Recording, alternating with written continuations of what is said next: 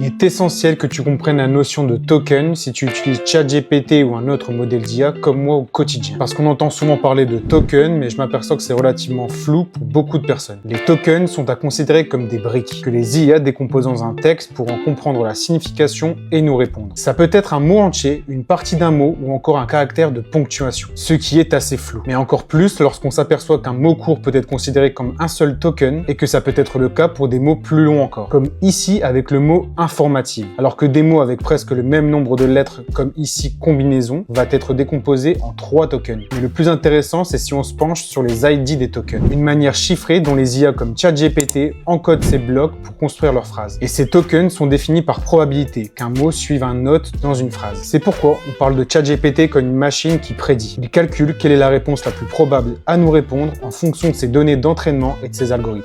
D'où l'importance de concevoir de bons prompts qui permettront d'améliorer la probabilité et la fiabilité des réponses. Car pour le moment, ChatGPT ne comprend pas ce qu'on lui dit. Il n'y réfléchit pas non plus, il agit un peu comme une méga calculatrice entraînée sur une quantité de données faramineuse. C'est d'ailleurs pour cette raison que vous avez pu entendre parfois que les résultats pouvaient être meilleurs lorsqu'on rédigeait des prompts en anglais. Tout ça correspond à la quantité de données sur laquelle il a été entraîné. Et la quantité de données anglophones dépasse de très loin celle du français. Donc voilà, n'oublie pas de t'abonner si cette vidéo t'a plu parce que tu vas adorer celle de demain.